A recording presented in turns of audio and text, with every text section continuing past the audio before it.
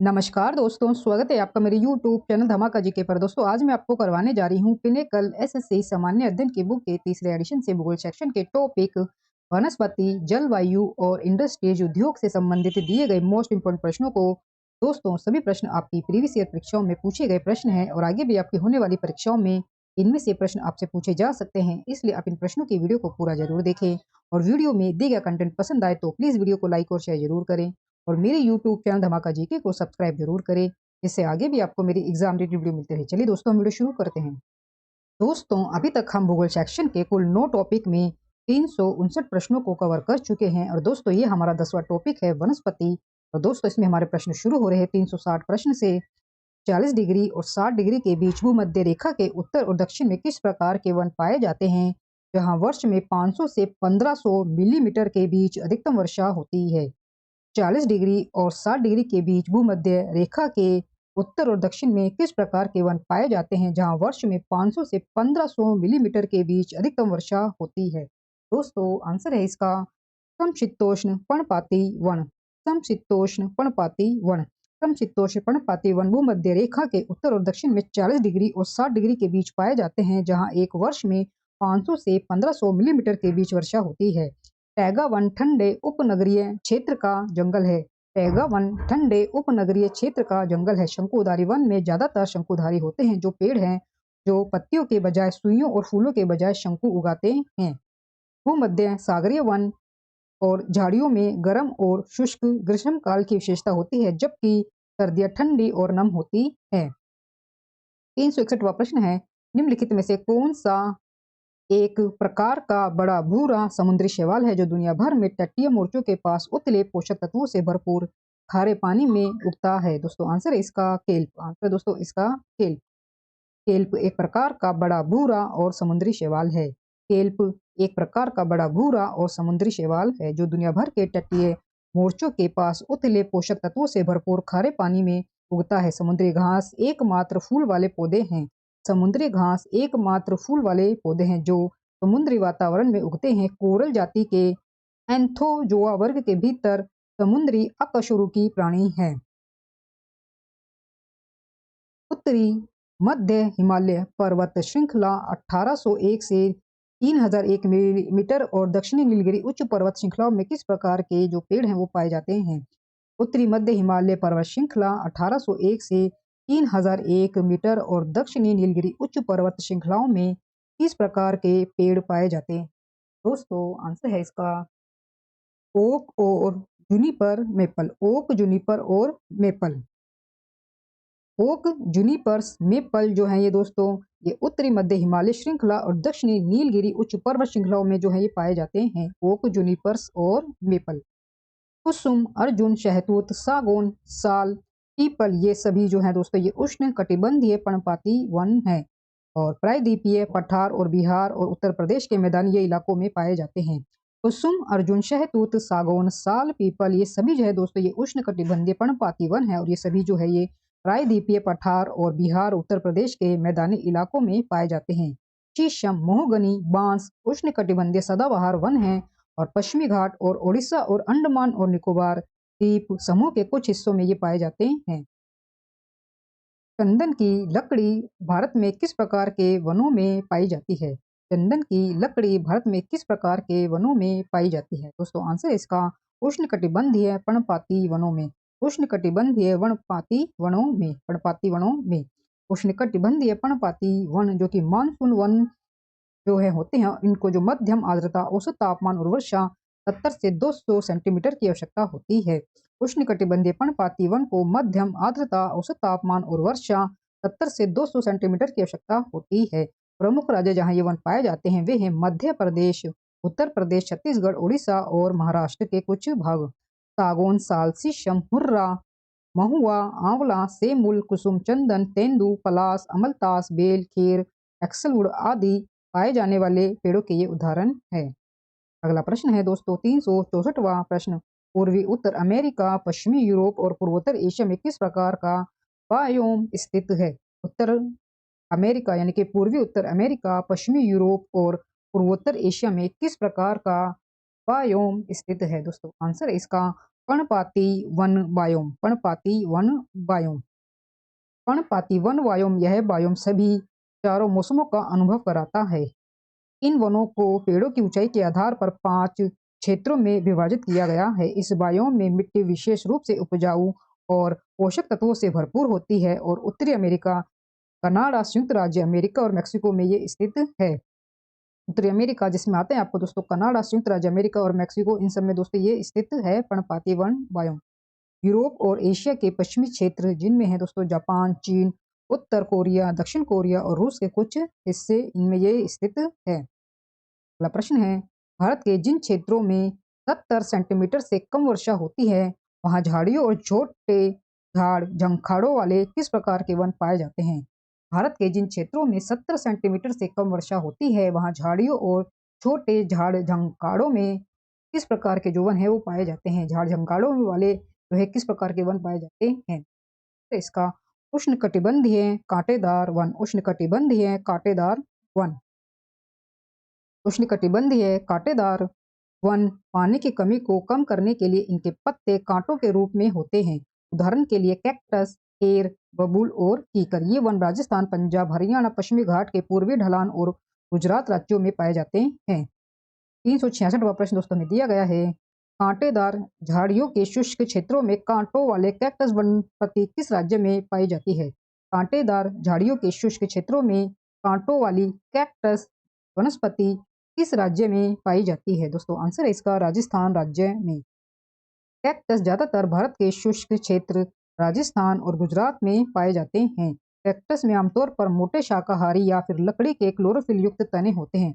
एक कैक्टस रंध्र वाले केवल रात में ही खुलता है। एक कैक्टस रंध्र केवल रात में ही खुलता है। निम्नलिखित में से कौन अजैविक नहीं है? निम्नलिखित में से कौन अजैविक यानी कि अबायोटिक नहीं है? दोस्तों आंसर है इसका पौधा। आंसर दोस्तों इसका पौधा।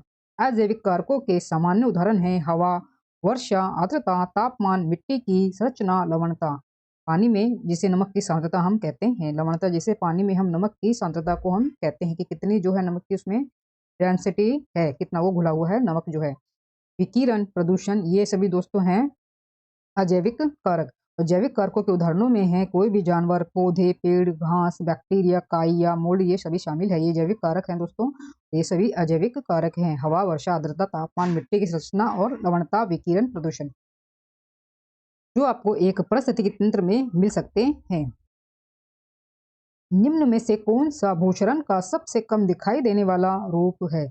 निम्न में से कौन सा भूक्षरण का सबसे कम दिखाई देने वाला रूप है? दोस्तों आंसर इसका शीट शरण। शीट शरण। शीट शरण यानी कि शीट कटाव पतली परतों में मिट्टी का एक समान निष्कासन है और यह तब होता है जब मिट्टी के कणों को समान रूप से वर्षा जल द्वारा मिट्टी की सतह पर ले जाया जाता है जो जमीन में घुसपैठ नहीं करता है। गली अपरदन सतही जल अपवाह द्वारा जल निकासी लाइनों के साथ मिट्टी को हटाना है। कटाव की प्रक्रिया के माध्यम से खड्ड का निर्माण होता है। कटाव की प्रक्रिया के माध्यम से खड्ड का निर्माण होता है और यह एक छोटी सी धारा या नदी के स्थल के रूप में शुरू होता है। भूसंखलन तब होता है जब चट्टान, पृथ्वी या मलबे का ढेर ढलान से नीचे चला जाता है। 369वां दोस्तों प्रश्न में दिया गया है, वनों के बारे में निम्नलिखित में से कौन सा कथन गलत है? वनों के बारे में निम्नलिखित में से कौन सा कथन गलत है? तो दोस्तों आपको जो गलत कथन है वो आपको बताना है। तो दिए गए आपके कथन है, एक जंगल में पेड़ वनस्पति की सबसे ऊपरी परत बनाते हैं। एक जंगल में पेड़ वनस्पति की सबसे ऊपरी परत बनाते हैं। दूसरा है दोस्तों, वन मिट्टी को कटाव से बचाते हैं। वन मिट्टी को कटाव से बचाते हैं। तीसरा दोस्तों दिया गया है, किसी जंगल में झाड़ या वनस्पति की सबसे निचली परत बनाती है। किसी जंगल में झाड़ या वनस्पति की सबसे निचली परत बनाती है। और चौथा दोस्तों हमें दिया गया है कथन, वन जलवायु, जल चक्र और वायु गुणवत्ता को प्रभावित करते हैं। दोस्तों हमें गलत कथन बताना है तो दोस्तों दिया गया जो गलत कथन होगा इसमें वो ऑप्शन सी होगा कि किसी जंगल में झाड़ या वनस्पति की सबसे निचली परत बनाती है। तो दोस्तों ये जो है वनों के बारे में जो है ये कथन जो है एकदम गलत हमें दिया गया है। वन में वनस्पति की वह परत जो झाड़ी की परत के ठीक नीचे होती है जड़ी बूटी की परत कहलाती है। वन में वनस्पति की वह परत जो झाड़ी की परत के ठीक नीचे होती है। जड़ी बूटी की जो परत है वो कहलाती है। जड़ी बूटी की परत में मुख्य रूप से जड़ी बूटियां, फण और घास होती है। यह परत जंगल में वनस्पति की सबसे निचली परत है, जिसमें पत्तेदार पौधे होते हैं। इस परत में पौधों के लिए बहुत कम धूप रहती है। इस परत में पौधों के लिए बहुत कम धूप रहती है। अगला प्रश्न है 370वां प्रश्न। 1972 में पश्चिम बंगाल वन विभाग ने राज्य के दक्षिणी पश्चिमी जिलों में निम्नलिखित डैश वनों को पुनर्जीवित करने में अपनी विफलताओं को मान्यता दी। तो दोस्तों आंसर है इसका साल। आंसर है दोस्तों इसका साल। 1972 में पश्चिम बंगाल वन विभाग ने राज्य के दक्षिण पश्चिमी जिलों में खराब हो चुके साल वनों को पुनर्जीवित करने में अपनी विफलताओं को मान्यता दी। साल के जंगल पश्चिम बंगाल के दक्षिणी पश्चिम में स्थित है और ये पेड़ अब लगभग विलुप्त हो चुके हैं और कुछ चुनिंदा क्षेत्रों में ही ये पाए जाते हैं साल के वन। निम्नलिखित में से किसे कृत्रिम परितंत्र के रूप में वर्गीकृत किया जा सकता है? निम्नलिखित में से किसे कृत्रिम परितंत्र के रूप में वर्गीकृत किया जा सकता है? दोस्तों आंसर है इसका गार्डन। उद्यानों को यानी कि गार्डन को कृत्रिम परितंत्र के रूप में वर्गीकृत किया जा सकता है। बगीचों में पौधों, पक्षियों, परागण को और अन्य वन्य जीवों, मिट्टी, पानी और हवा सहित का एक समुदाय होता है जो एक समेकित संतुलित प्राणी प्रणाली बनाने के लिए मिलकर काम करते हैं। 372वां दोस्तों प्रश्न में दिया गया है, निम्नलिखित में से किस राज्य में रेणुका वेटलैंड नामक रामसर वेटलैंड साइट स्थित है? दोस्तों आंसर है इसका हिमाचल प्रदेश। हिमाचल प्रदेश। रेणुका वेटलैंड हिमाचल प्रदेश में स्थित है। भारत में 54 रामसर स्थल हैं 2022 तक। हाल ही में भारत में 5 नई साइटें हैं वो जोड़ी गई हैं। दोस्तों ये आपको 2022 तक का जो है आपको बताया गया है रामसर साइट की संख्या, परंतु अब 2023 तक है ना, तो अब जो है 75 बन चुकी है भारत में रामसर साइट। 75 बन चुकी है रामसर साइट। कुल रामसर साइटों की संख्या भारत में 75 हो चुकी है। और साथ के साथ मैं आपको ये भी बता देती हूँ कि अगर आपके प्रश्न में ये आ जाए कि भारत के किस राज्य में सर्वाधिक रामसर साइट हैं, तो दोस्तों इसका आंसर होगा तमिलनाडु। तमिलनाडु में दोस्तों कुल 14 रामसर साइट जो है वो बनाई जा चुकी हैं। और दूसरे नंबर पर है उत्तर प्रदेश। उत्तर प्रदेश में कुल 10 बन चुकी हैं। उत्तर प्रदेश में रामसर साइट जो है वो कुल 10 बन चुकी हैं। तो पहले नंबर पर रामसर साइटों में सर्वाधिक में है दोस्तों तमिलनाडु राज्य, जिसमें 14 हैं। और दूसरे पर है उत्तर प्रदेश, जिसमें 10 जो है टोटल रामसर साइट जो है बनाई जा चुकी हैं। और भारत में वर्तमान में अब तक टिल डेट तक जो है 75 रामसर साइट जो है वो बन चुकी हैं। तो ये आप जरूर याद रखें। तो ये आपको 2022 तक का अपडेट बताया गया है कि भारत में 54 जो है 2022 तक रामसर स्थल हैं। और हाल ही में भारत में 5 नई साइटें जोड़ी गई हैं। करिकली पक्षी अभ्यारण्य तमिलनाडु में, Pallikaranai Marsh reserve forest Tamil Nadu में, पिच्चवरम मैंग्रोव तमिलनाडु में, संख्या सागर मध्य प्रदेश और पाला वेटलैंड्स मिजोरम में। और अभी आप याद रख लीजिए कि 75 बन चुकी हैं रामसर साइट कुल। निम्नलिखित में से कौन एक पारिस्थितिकी तंत्र का एक जैविक घटक है? दोस्तों आंसर इसका घास। पारिस्थितिकी तंत्र के जैविक घटक को 3 समूह में वर्गीकृत किया गया है। पारिस्थितिकी तंत्र के जैविक घटक को 3 समूहों में वर्गीकृत किया गया है। इनमें है दोस्तों उत्पादक यानी कि हरे पौधे, मैक्रो उपभोक्ता आमतौर पर जानवर, सूक्ष्म उपभोक्ता या डिकम्पोजर बैक्टीरिया और कवक जैसे जीव। जीव विज्ञान में अजैविक कारकों में है पानी, प्रकाश, विकिरण, तापमान, आर्द्रता, वातावरण, अम्लता और मिट्टी शामिल हो सकते हैं। 374वां दोस्तों प्रश्न में दिया गया है, डैश पृथ्वी पर सबसे पुरानी जीवित वृक्ष प्रजातियां हैं। डैश पृथ्वी पर सबसे पुरानी जीवित प्रजातियां हैं। दोस्तों आंसर इसका bristlecone pines. Bristlecone pine. Bristlecone pine पृथ्वी पर सबसे पुरानी जीवित वृक्ष प्रजातियां हैं। ब्रिस्टल कॉर्न पाइन शब्द में देवदार के पेड़ के 3 प्रजातियां शामिल है। ब्रिस्टल कॉर्न पाइन शब्द में देवदार के पेड़ की 3 प्रजातियां शामिल है। परिवार पिनेसी, जीनस पीनस, उपधारा बाल्फोरियानिया। बाल्फोरियानिया उपधारा है बाल्फोरियानिया।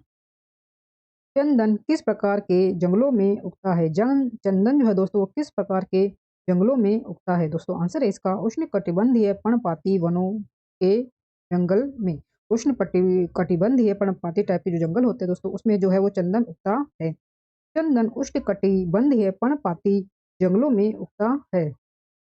सागौन इस जंगल की सबसे प्रमुख प्रजाति है। बांस, साल, शीशम, चंदन, खैर, कुसुम, अर्जुन, शहतूत अन्य व्यावसायिक रूप से महत्वपूर्ण प्रजातियां हैं। उष्णकटिबंधीय पर्णपाती वन भारत के सबसे व्यापक वन है। निम्नलिखित में से कौन आर्द्र पर्णपाती वनों की मुख्य प्रजाति है? दोस्तों आंसर है इसका चंदन। चंदन नम पर्णपाती जंगलों की मुख्य प्रजाति है। नम पर्णपाती वन पेड़ों और घासों का मिश्रण है। नम पर्णपाती वन हिमालय की तलहटी, पश्चिमी घाट के पूर्वी ढलान और उड़ीसा में पाए जाते हैं। ये वन 100 से 200 सेंटीमीटर प्रति वर्ष की मध्यम वर्षा वाले क्षेत्रों में पाए जाते हैं। दोस्तों, वीडियो में दिए गए कंटेंट पसंद आ रहा हो तो प्लीज़ वीडियो को लाइक और शेयर जरूर करें और मेरे यूट्यूब चैनल धमाका जीके को सब्सक्राइब जरूर करें।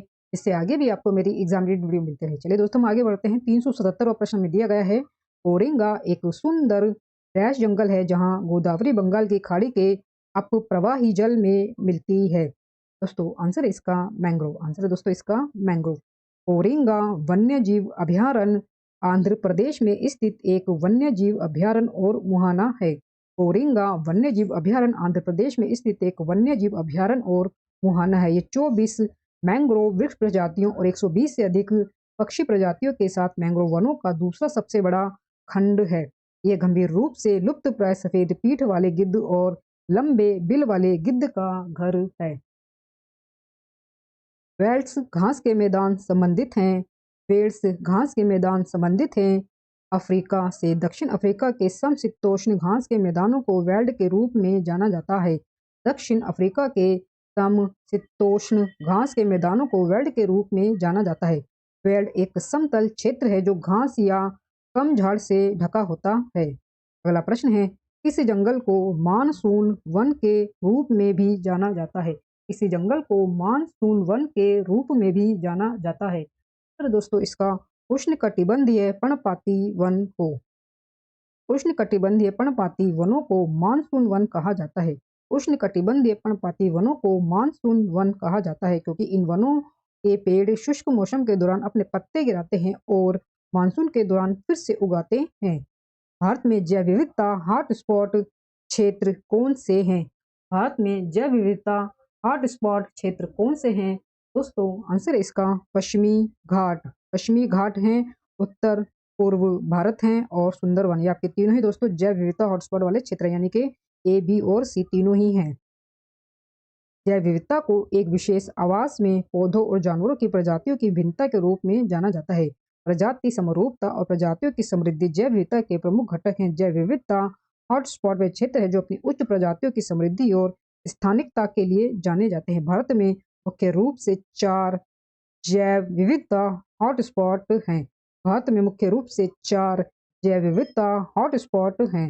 ये हैं दोस्तों आपके हिमालय, इंडो बर्मा क्षेत्र, पश्चिमी घाट और सुंदरलैंड, जो कि आपको तीनों ही ऑप्शन में जो है ये दिए गए हैं, पश्चिमी घाट, उत्तर पूर्वी भारत और सुंदरवन।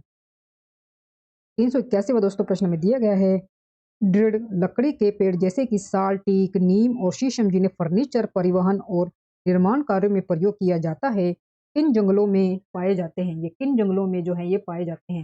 दोस्तों, आंसर इसका उष्णकटिबंधीय पर्णपाती वन। उष्णकटिबंधीय पर्णपाती वनों में, उष्णकटिबंधीय पर्णपाती जंगलों में साल, सागौन, नीम और शीशम फर्नीचर, परिवहन और निर्माण सामग्री बनाने के लिए उपयोगी जैसे दृढ़ लकड़ी के जो पेड़ है वो पाए जाते हैं उष्णकटिबंधीय पर्णपाती जंगलों में। अगला प्रश्न है, तटीय वनों में आप निम्नलिखित में से किन वृक्षों को पाएंगे? आंसर दोस्तों इसका सुंदरी। सुंदरी का पेड़ पश्चिम बंगाल में मैंग्रोव वन, तटीय वन में, सुंदरवन डेल्टा में पाया जाता है। ये जंगल तट के किनारे हैं। ये जो जंगल हैं दोस्तों तट के किनारे हैं और नमक सहिष्णु वनस्पति की ये विशेषता है।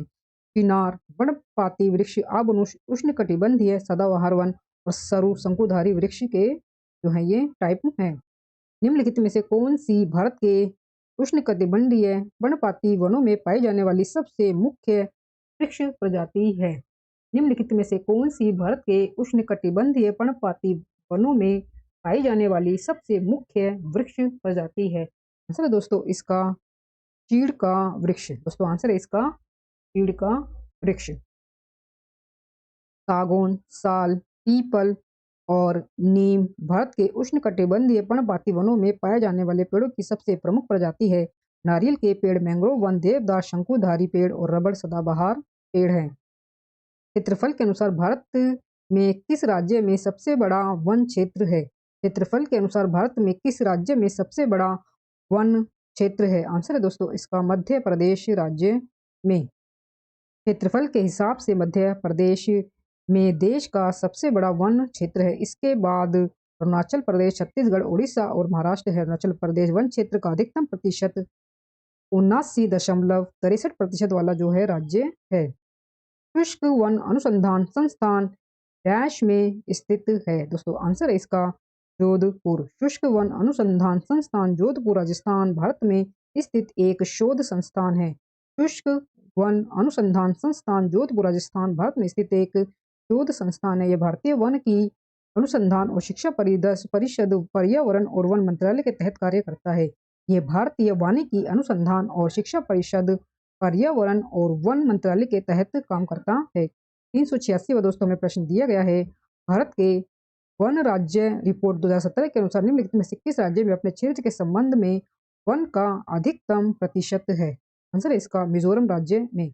India state of forest report 2017 के अनुसार मिजोरम में कुल भौगोलिक क्षेत्र के संबंध में सबसे अधिक वन क्षेत्र है। हालांकि देश में क्षेत्रफल की दृष्टि से मध्य प्रदेश में सबसे बड़ा वन क्षेत्र था। हालांकि देश में क्षेत्रफल की दृष्टि से मध्य प्रदेश में सबसे बड़ा वन क्षेत्र था। नेक्स्ट क्वेश्चन दोस्तों, भारत के सर्वश्रेष्ठ चाय बागानों में से एक टैमी चाय बागान डैश राज्य का एकमात्र चाय बागान है। भारत के सर्वश्रेष्ठ चाय बागानों में से एक टैमी चाय बागान डैश राज्य का एकमात्र चाय बागान है। आंसर है इसका सिक्किम राज्य का। टैमी में टैमी चाय बागान सिक्किम सरकार द्वारा 1969 में स्थापित किया गया था। टैमी में टैमी चाय बागान सिक्किम सरकार द्वारा 1969 में स्थापित किया गया था। यह सिक्किम के पूर्वोत्तर भारतीय राज्य में दक्षिण सिक्किम में स्थित है। दोस्तों आगे हमारे पास टॉपिक जलवायु और दोस्तों ये हमारा 11वां टॉपिक है भूगोल सेक्शन में। प्रश्न हमारा 388वां प्रश्न, मुंबई में मानसून की अरब सागर शाखा का लगभग आगमन कब होता है। मुंबई में मानसून की अरब सागर शाखा का लगभग आगमन कब होता है। तो दोस्तों आंसर होगा इसका ऑप्शन सी 10 जून। ऑप्शन सी 10 जून को मुंबई में मानसून की अरब शाखा का लगभग 10 जून को आगमन होता है। आगमन जो है ये होता है। मानसून एक क्षेत्र की प्रचलित या सबसे तेज हवाओं की दिशा में एक मौसमी परिवर्तन है। यह अक्सर हिंद महासागर से जुड़ा होता है। यह हमेशा ठंडे से गर्म क्षेत्रों की ओर प्रवाह करती है। डैश क्षेत्र को आमतौर पर पूरे वर्ष या वर्ष के कुछ हिस्सों में मध्यम वर्षा वाले वातावरण के रूप में परिभाषित किया जाता है, जिसमें छिटपुट शुष्क समय, हल्के गर्म से गर्म ग्रीष्मकालीन और हल्की ठंडी से ठंडी सर्दियां होती हैं। आंसर दोस्तों इसका शीतोष्ण। आंसर है दोस्तों इसका शीतोष्ण। क्षेत्रों को अक्षांश के अनुसार विभाजित किया गया है। क्षेत्रों को अक्षांश के अनुसार विभाजित किया गया है। शीतोष्ण क्षेत्र कर्क रेखा और आर्कटिक वृत्त के बीच या मकर रेखा और अंटार्कटिका वृत्त के बीच का क्षेत्र है। उष्णकटिबंधीय उष्ण क्षेत्र भूमध्य रेखा के पास स्थित है और उत्तर में कर्क रेखा और दक्षिण में मकर रेखा तक ये फैली हुई है। शुष्क भूमि ऐसे क्षेत्र है जहाँ वर्षा को सतहों से वाष्पीकरण और पौधों द्वारा वाष्पोत्सर्जन के द्वारा संतुलित किया जाता है। शुष्क भूमि ऐसे क्षेत्र हैं जब वर्षा को सतहों से वाष्पीकरण और पौधों के द्वारा वाष्पोत्सर्जन के द्वारा संतुलित किया जाता है। 390 दोस्तों प्रश्न में दिया गया है, इस जलवायु क्षेत्र का औसत तापमान पूरे विश्व में 64 डिग्री फ़ारेनहाइट यानी कि 18 डिग्री सेल्सियस से अधिक होता है और इस क्षेत्र में प्रत्येक वर्ष 59 इंच से अधिक वर्षा होती है। आंसर दोस्तों इसका उष्णकटिबंधीय क्षेत्र। उष्णकटिबंधीय क्षेत्र जलवायु। उष्णकटिबंधीय क्षेत्र उष्णकटिबंधीय जो है ये पृथ्वी के वे क्षेत्र है जो मोटे तौर पर ग्लोब के मध्य में स्थित है। तापमान पूरे वर्ष उच्च रहता है और कोई विशेष सर्दी का मौसम नहीं होता है। समशीतोष्ण क्षेत्र कर्क रेखा और आर्कटिक वृत्त के बीच या मकर रेखा और अंटार्कटिका वृत्त के बीच का क्षेत्र है। भारत के दो द्वीप क्षेत्रों लक्षद्वीप और अंडमान और निकोबार द्वीप समूह किस प्रकार की जलवायु का अनुभव होता है। भारत के दो द्वीप क्षेत्रों लक्षद्वीप और अंडमान और निकोबार द्वीप समूह में किस प्रकार की जलवायु का अनुभव होता है। आंसर इसका उष्णकटिबंधीय गर्म जलवायु। लक्षद्वीप और अंडमान और निकोबार द्वीप समूह दोनों में उष्णकटिबंधीय गर्म जलवायु का अनुभव होता है, जिसका औसत तापमान 27 डिग्री सेल्सियस से 32 डिग्री सेल्सियस के बीच होता है। लक्षद्वीप अरब सागर में 36 द्वीपों का एक द्वीप समूह है और यह गर्म अर्ध शुष्क जलवायु थार मरुस्थल गर्म अर्ध शुष्क जलवायु है, थार मरुस्थल में जो है ये पाई जाती है। कांगो बेसिन में भूमध्य रेखीय गर्त अमेजन बेसिन और दक्षिण पूर्व एशिया के द्वीपों में आमतौर पर किस प्रकार की वर्षा होती है? कांगो बेसिन में भूमध्य रेखीय गर्त अमेजन बेसिन और दक्षिण पूर्व एशिया के द्वीपों में आमतौर पर किस प्रकार की वर्षा होती है? पारंपरिक वर्षा तब होती है जब सूर्य की ऊर्जा या सूर्य तप पृथ्वी की सतह को गर्म करती है और पानी को वाष्प में बदलकर जल वाष्प में बदल देती है। भारत की अधिकांश वर्षा पारंपरिक है, वो मध्य रेख क्षेत्रों में जो है प्रचलित है।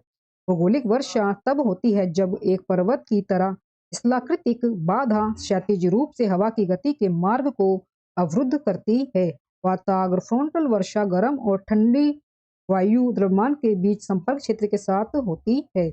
393 प्रश्न दोस्तों में दिया गया है। 1900 की शुरुआत में किस जर्मन जलवायु विज्ञानी ने तापमान वर्षा की मात्रा और वर्षा के दौरान होने के समय के आधार पर विश्व की जलवायु को विभिन्न श्रेणियों में वर्गीकृत किया? 1900 की शुरुआत में किस जर्मन जलवायु विज्ञानी ने तापमान वर्षा की मात्रा और वर्षा के दौरान वर्षा होने के समय के आधार पर विश्व की जलवायु को विभिन्न श्रेणियों में वर्गीकृत किया? दोस्तों आंसर है इसका व्लादिमीर कोपेन। व्लादिमीर कोपेन 1918 में कोपेन जलवायु वर्गीकरण प्रणाली के लिए जाना जाता है। व्लादिमीर कोपेन को 1918 में कोपेन जलवायु वर्गीकरण प्रणाली के लिए जाना जाता है। रुडोल्फ गीगर माइक्रोक्लाइमेटोलॉजी के संस्थापक जमीन की सतह के कुछ मीटर के भीतर जलवायु परिस्थितियों का अध्ययन है। अल्फ्रेड वैगनर ने महाद्वीपीय बहाव के सिद्धांत का प्रस्ताव रखा। अल्फ्रेड वैगनर ने महाद्वीपीय बहाव के सिद्धांत का प्रस्ताव रखा। भारत में उष्ण कटिबंधीय चक्रवात जो सर्दियों के महीनों के दौरान पश्चिम और उत्तर पश्चिम से भारतीय उपमहाद्वीप में प्रवेश करते हैं, कहाँ से उत्पन्न होते हैं? आंसर इसका भूमध्य सागर के ऊपर से। एक पश्चिमी विक्षोभ एक उष्णकटिबंधीय तूफान है जो भूमध्य सागर के कैस्पियन सागर और काला सागर में उत्पन्न होता है। एक पश्चिमी विक्षोभ एक उष्णकटिबंधीय तूफान है जो भूमध्य सागर, कैस्पियन सागर और काला सागर में उत्पन्न होता है और भारतीय उपमहाद्वीप के उत्तरी भागों, बांग्लादेश के उत्तरी भागों और दक्षिण पूर्वी नेपाल में बारिश लाता है। ये रबी फसलों के विकास के लिए भी आवश्यक है। वर्ष 2022 में चक्रवात आसानी अंडमान और निकोबार द्वीप समूह, आंध्र प्रदेश, तमिलनाडु, कर्नाटक और उड़ीसा में जो है ये आया था, इनको प्रभावित किया था आसनी चक्रवात ने। 395 प्रश्न दिया गया है। उस क्षेत्र का नाम क्या है जहां व्यापारिक पवनें अभिसरण करती है? उस क्षेत्र का नाम क्या है जहां व्यापारिक पवनें अभिसरण करती हैं? दोस्तों आंसर है इसका अंतर उष्णकटिबंधीय अभिसरण क्षेत्र। अंतर उष्णकटिबंधीय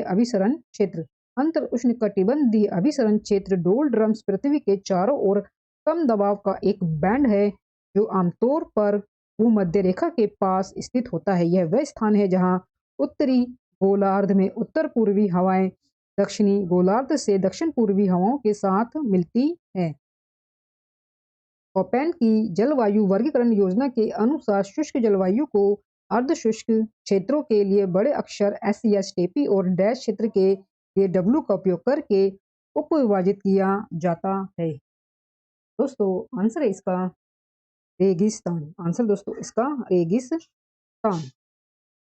शुष्क जलवायु को BSH hot semi arid steppe, BSK cold semi arid steppe और BWH हॉट डेजर्ट और WBK कोल्ड डेजर्ट का उपयोग करके उपविभाजित किया जाता है। मुख्य वर्गीकरण में A उष्णकटिबंधीय नम जलवायु, B में शुष्क जलवायु, C में नम उपोष्णकटिबंधीय मध्य अक्षांश जलवायु और D से है दोस्तों नम महाद्वीपीय मध्य अक्षांश जलवायु और E से है ध्रुवीय जलवायु शामिल है।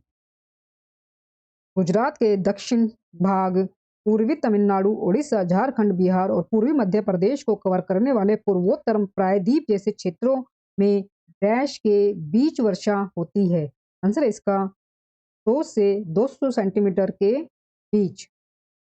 गुजरात के दक्षिणी भागों, पूर्वी तमिलनाडु और उत्तर पूर्वी प्रायद्वीप में 100 से 200 सेंटीमीटर के बीच वर्षा होती है। 398 दोस्तों में प्रश्न दिया गया है,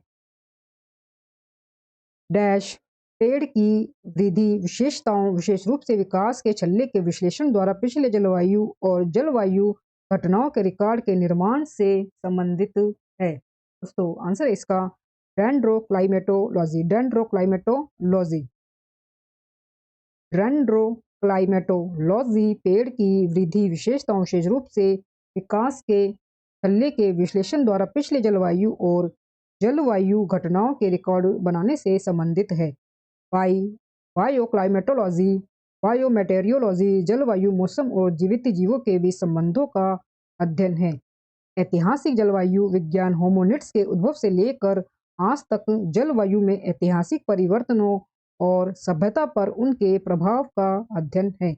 ऐतिहासिक जलवायु विज्ञान होमोनिड्स के उद्भव से लेकर आज तक जलवायु में ऐतिहासिक परिवर्तनों और सभ्यता पर उनके प्रभाव का अध्ययन है। भू जलवायु विज्ञान जलवायु का अध्ययन है। भू जलवायु विज्ञान जलवायु का अध्ययन है और यह समय के साथ कैसे बदलता है। दोस्तों आगे हमारे पास भूगोल सेक्शन में 12वां टॉपिक इंडस्ट्रीज यानी कि उद्योग से संबंधित इसमें दोस्तों प्रश्न में दिए गए हैं। तो 399 प्रश्न में दिया गया है, पैठानी साड़ी बुनाई उद्योग किस राज्य में है। पैठानी साड़ी बुनाई उद्योग किस राज्य में है। आंसर है दोस्तों इसका महाराष्ट्र राज्य में। महाराष्ट्र राज्य में पैठानी साड़ी बुनाई उद्योग महाराष्ट्र में है। पैठानी साड़ी बुनाई उद्योग महाराष्ट्र में है। ये हाथ से बुने जाते हैं। ये बहुत ही महीन 6 तूत रेशम से बनाई जाती है। ये बहुत ही महीन 6 तूत रेशम से बनाई जाती है। 400 प्रश्न है, मणिपुर की इम्फाल घाटी डैश शिल्प का एक महत्वपूर्ण केंद्र है। मणिपुर की इम्फाल घाटी डैश शिल्प का एक महत्वपूर्ण केंद्र है। दोस्तों आंसर है इसका कोना। मणिपुर की इम्फाल घाटी कोना शिल्प का एक महत्वपूर्ण केंद्र है। मणिपुर की इम्फाल घाटी कोना शिल्प का एक महत्वपूर्ण केंद्र है। गोडना गुजरात का, बुट्टा आंध्र प्रदेश का और मिरिजम असम का है। अगला प्रश्न है 401 प्रश्न, भारत में दूसरा सबसे महत्वपूर्ण धातुकर्म उद्योग कौन सा है।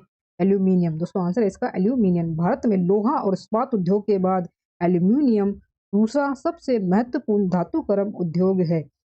एल्यूमीनियम हल्का, जंग के लिए प्रतिरोधी, गर्मी का अच्छा संवाहक, लचीला है। अन्य धातु के साथ मिश्रित होने पर मजबूत हो जाता है। इसका उपयोग विमान, बर्तन और तारों के निर्माण के लिए किया जाता है। दोस्तों 402 प्रश्न में दिया गया है, तेल के अंतर्गत इस्पात संयंत्र निम्नलिखित में से किस स्थान पर स्थित है। तेल के अंतर्गत इस्पात संयंत्र निम्नलिखित में से किस स्थान पर स्थित है। आंसर इसका भिलाई। आंसर है दोस्तों इसका भिलाई।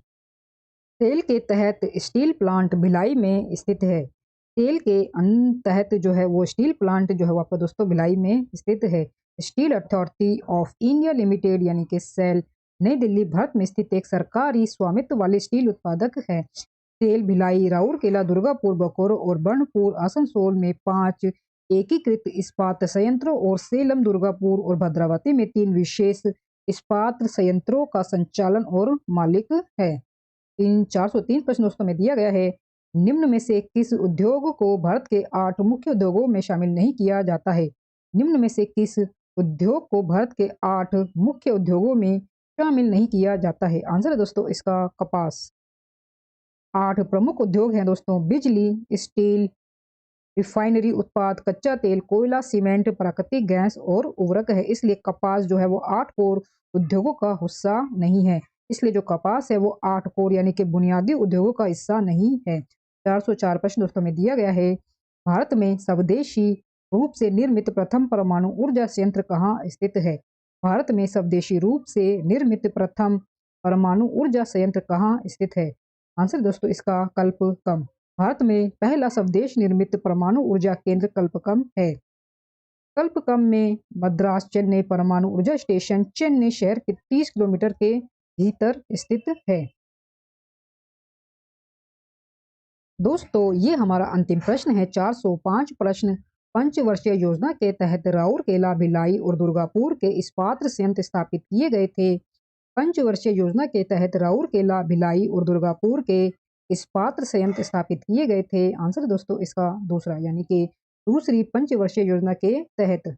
दूसरी पंचवर्षीय योजना के तहत 1956 के औद्योगिक नीति संकल्प के तहत सार्वजनिक क्षेत्र के इस्पात संयंत्रों की स्थापना उड़ीसा के राउरकेला, मध्य प्रदेश के भिलाई और पश्चिम बंगाल के दुर्गापुर में की गई थी।